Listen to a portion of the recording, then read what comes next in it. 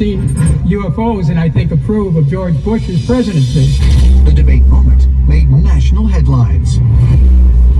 Many political commentators speculated that this admission damaged his campaign. I think for most people it's been the notion that you are even discussing UFOs tends to be viewed as a career ender. You know, people think you're a little bit wacky if you're taking the phenomena seriously. But just what did Dennis Kucinich experience?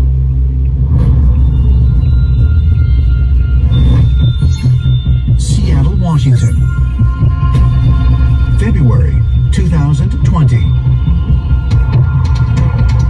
Former British Ministry of Defense UFO investigator Nick Pope has arranged to meet with Dennis Kucinich at the location of his 1982 UFO encounter, the former home of Academy Award-winning actress Shirley MacLaine.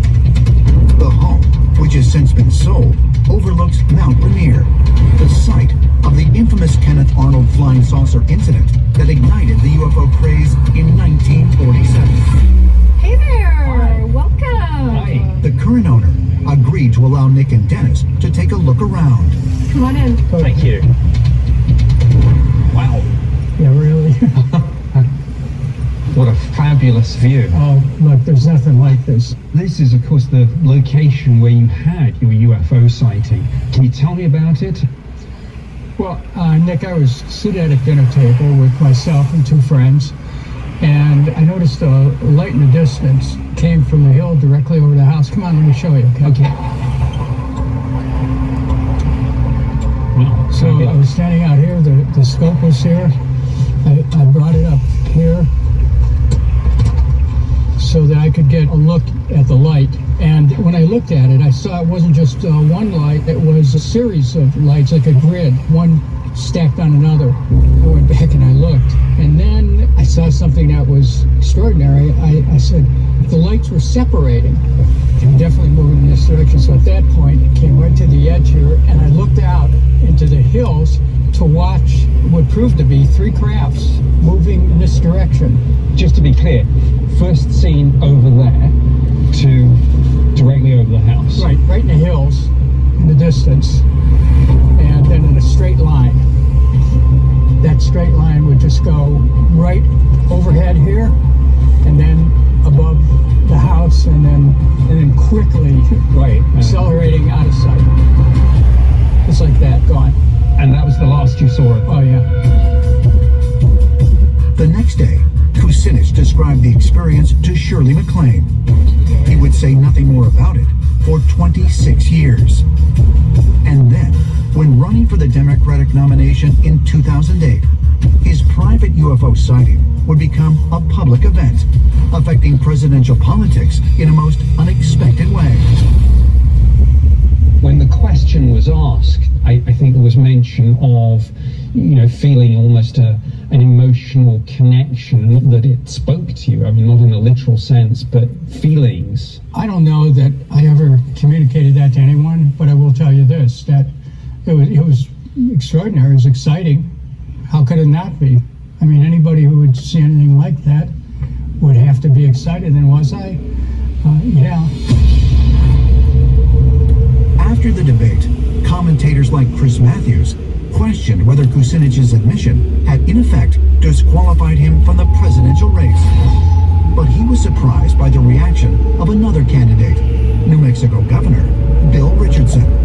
Is that disqualifying for a presidential candidate to say you've seen UFOs? I've never seen one. Roswell, New Mexico is the hotbed of UFOs, and I promote Roswell as a tourism issue.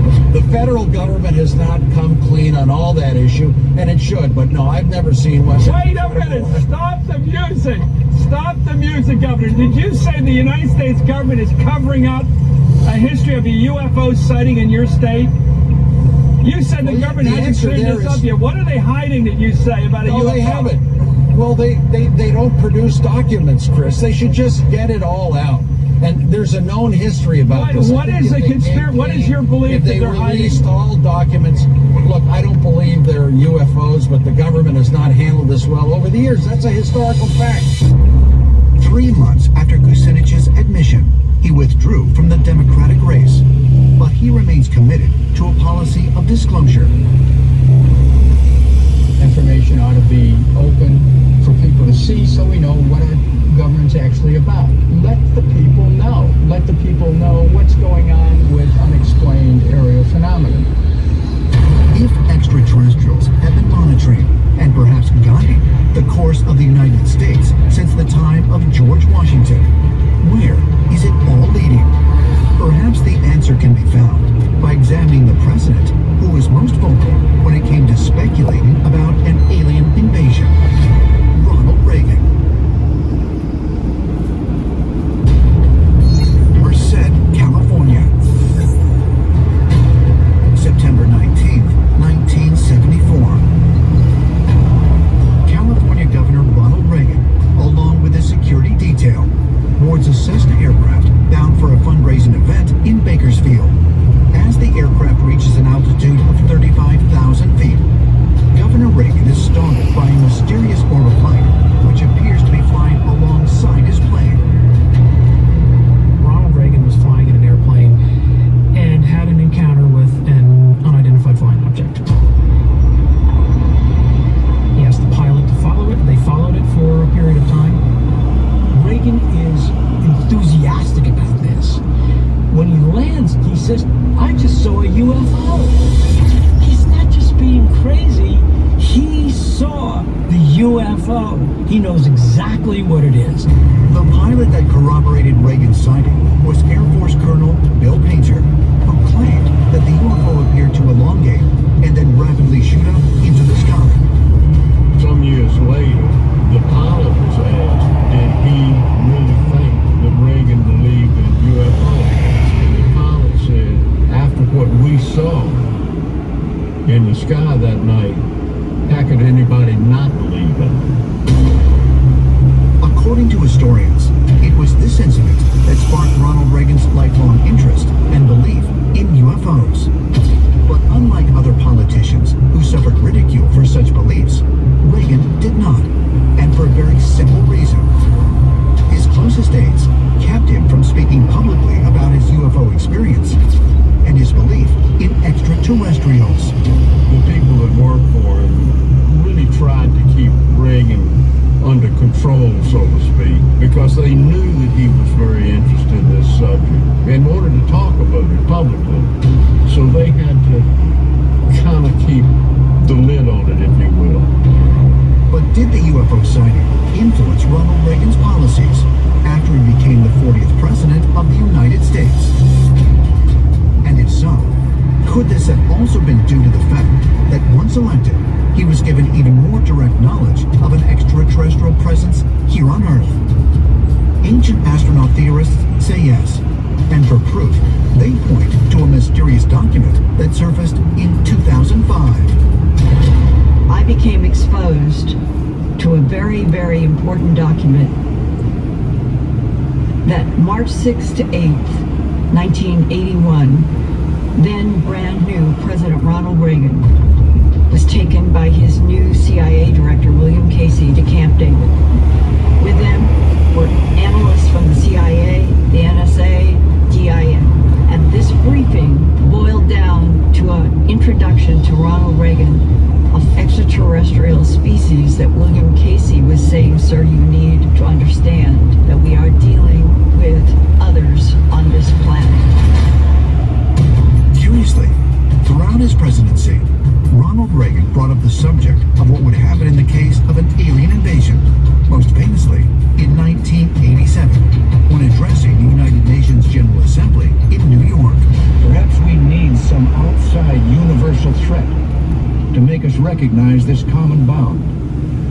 I occasionally think how quickly our differences worldwide would vanish if we were facing an alien threat from outside this world.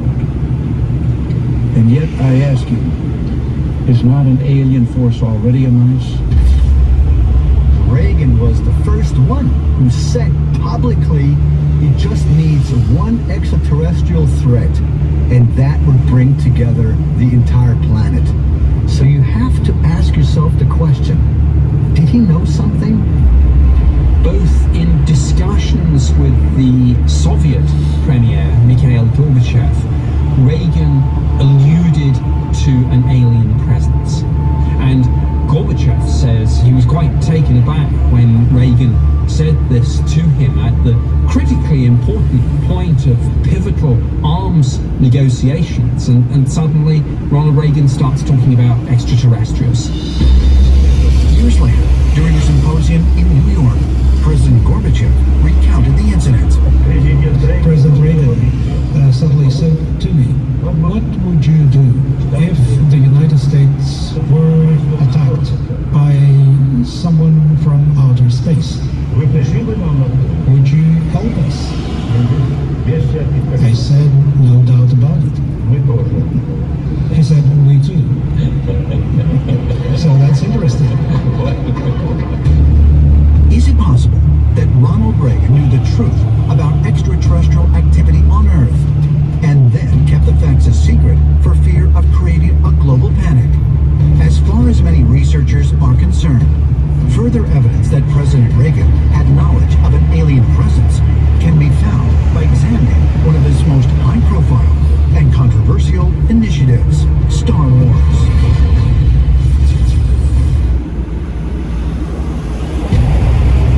On March 23, 1983, U.S. President Ronald Reagan launches the Strategic Defense Initiative, nicknamed Star Wars. Its stated purpose is to deter a Soviet attack by basing defensive weapons in outer space.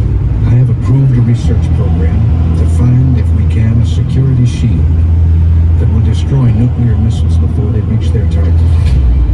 Isn't it interesting that this man who had this encounter in 1974 is the man who then, less than a decade later, authorizes the Strategic Defense Initiative, also known as Star Wars? If you'll pardon my stealing a film line, the Force is with us. But was defending the United States against Soviet nuclear aggression Ronald Reagan's only motivation? Some believe that the real purpose of the Star Wars campaign was to fight extraterrestrials. It's all about arming planet Earth so that if the extraterrestrial presence suddenly turns hostile, we have the military hardware to resist.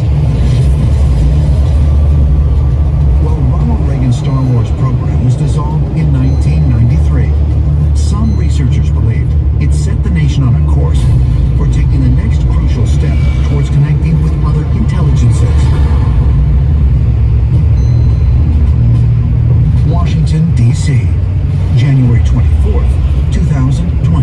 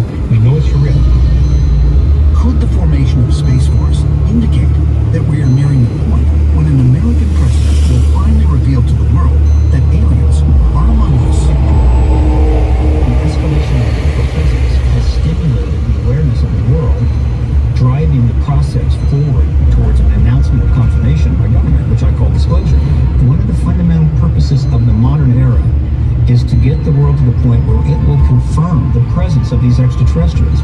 Once the world has had some time to adjust to that new profound information, open contact then becomes not particularly dramatic. In 2019 onward, I think we're not in disclosure. I think we're in confirmation.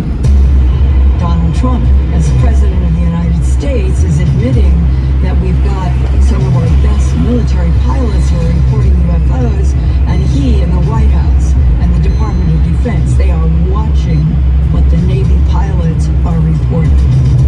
The human race is now more ready than ever to accept the reality of extraterrestrial involvement in human affairs. And I think this is ultimately the end game of the extraterrestrial plan. And they are here to guide us, to assist us, and to help us to manifest a new future for humanity. George Washington encountering a glowing being. Ronald Reagan witnessing an orb of light through an airplane window. Is it possible that America's presidents have known for centuries the truth about an extraterrestrial agenda?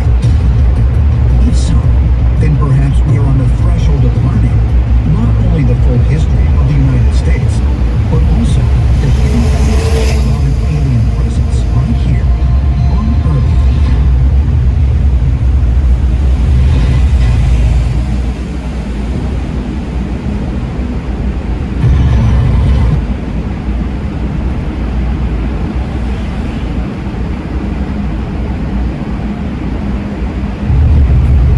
Sacred traditions throughout the world, there is a number that is considered divine. In the Bible, there's 12 tribes of Israel. There's 12 apostles for Jesus. It is embedded in dozens of ancient structures. The Göbekli Tepe, there are 12 stones focused around two huge monoliths. And found in the latest scientific principles. The universe is a symphony of strings, and that music is divided into 12 notes. Is the recurrence of the number 12 merely chance? Or could it hold a clue about humanity's extraterrestrial past? The number 12 contains within it the code of the power of God, the ancient secret of tapping into something greater and higher, something very possibly extraterrestrial. There is a doorway in the universe. Beyond it is the promise of truth. It demands we question everything we have ever been taught. The evidence is all around us. The future is right before our eyes. We are not alone. We have never been alone.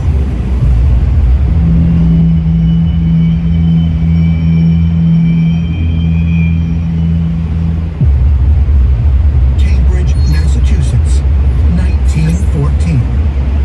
William James Sidis, a 16-year-old child prodigy, becomes the youngest person to receive a degree from Harvard University. 6 years after his graduation, he completes his first book, The Animate and the Inanimate. In the work, he introduces forward-thinking concepts in theoretical physics, including the existence of dark matter and the behavior of black holes. William James Sidis is a child prodigy, a genius, who describes in what he calls black bodies, essentially the way black holes would behave. They would be invisible because they are taking in energy. Astrophysicists have only recently begun to come to an understanding of black holes that scientists demonstrated a century ago. But how did he come to have such extraordinary insight? Some researchers attribute Sidis' obsession with a base 12, or duodecimal, for his revolutionary thinking. The duodecimal system is the number system based on 12 rather than 10. So instead of counting to 10, we count to 12. But we don't use the word 12. We say a dozen. For 13, we'll say 1 dozen 1, 1 dozen 2, 1 dozen 3. 12 seems like an organic number to us. 1, as opposed to, say, dividing our mouth into the 10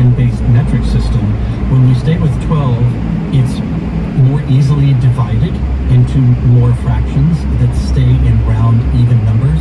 That's why it's beautiful on a clock hand that a quarter of an hour is an even 15, half an hour is even 30. If it was based on tens, it would start getting wonky pretty quick and requiring decimal points behind it. The Mesopotamians divided their year into 12 months. The ancient Hebrews took those exact months and the exact names of the months and developed the Hebrew calendar. We also see the 12 signs of the zodiac, and they're basically associated with the 12 lunar cycles.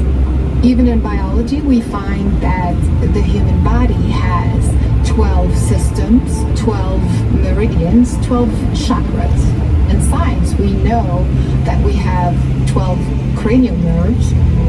The number 12 is also very important in the planetary grid theory, where you find exactly 12 points around the globe that are called vortices that have very mysterious qualities. For example, the Bermuda Triangle or the South Atlantic Anomaly.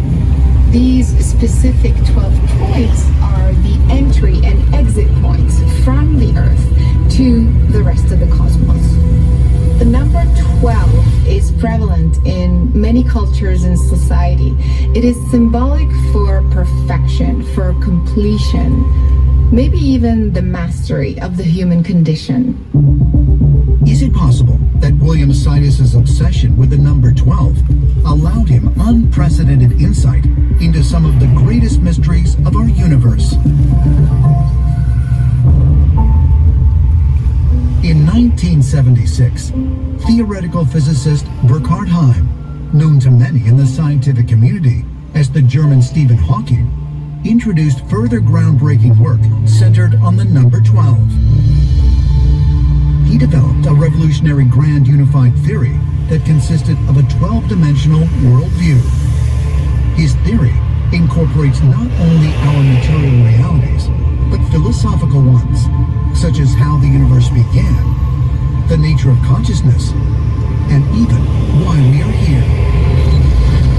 In the beginning, there was one equation which, when solved, gave us the expanding universe, the formation of galaxies, the planet Earth, people, maybe even love.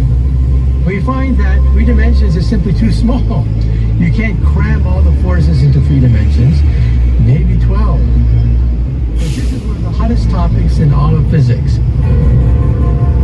For many outside the scientific community, the significance of the number 12 in mathematics and theoretical physics is at best a vaguely understood piece of trivia. But researchers suggest this number can be found in nearly every aspect of life, appearing in patterns that seem to repeat over and over. For example, in many ancient traditions, there exists a group of divinely appointed advisors, nearly always numbering 12. There's a fascinating pattern of 12s. It's interesting how this number comes up again and again throughout history. You've got the Arthurian legend, the 12 Knights of the Round Table. In the Greek stories, 12 Olympians went to war with 12 Titans. In the Bible, you have 12 as being this important number. There's 12 tribes of Israel. There's 12 apostles for Jesus. In the Islamic tradition, the largest Shia sect is called the Twelvers because they have 12 imams. So you have to wonder, what is it behind the number 12? Is it all coincidence, or could there be a higher meaning behind it? The importance of the number 12 is reinforced in the New Testament's Book of Acts, which tells of the founding of the Christian church after the crucifixion of Jesus and after the apostle Judas took his own life. The apostles, which we're now down to 11, not quite 12 yet, had got together in Jerusalem to celebrate the Shavuot, Jewish harvest festival that occurs 50 days after the Passover. Jesus had promised them before that revelation would come to them. However, they were not yet 12. They needed a replacement for 12 before the revelation. During this celebration, which came to be known as the Pentecost, the Apostle Matthias is chosen to replace Judas. Only then is divine contact made.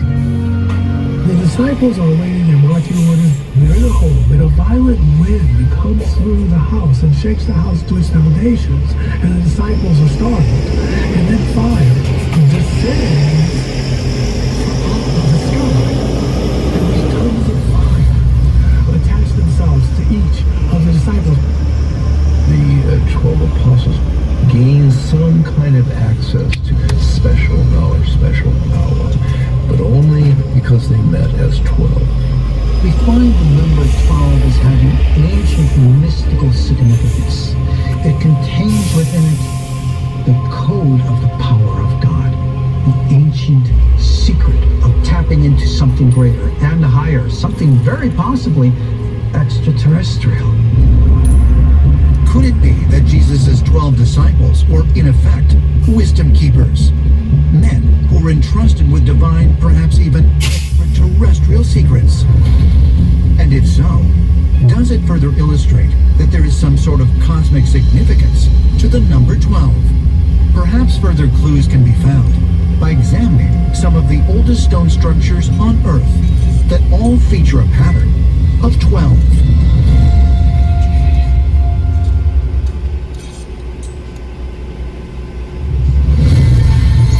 Göbekli Tepe, southeast Turkey. According to mainstream archaeologists, this ancient stone complex contains the world's oldest known megalithic structures, dating back at least 11,500 years. Prior to the discovery, the people of this time period were thought to be hunter-gatherers, and nowhere near advanced enough to achieve such an impressive feat of engineering.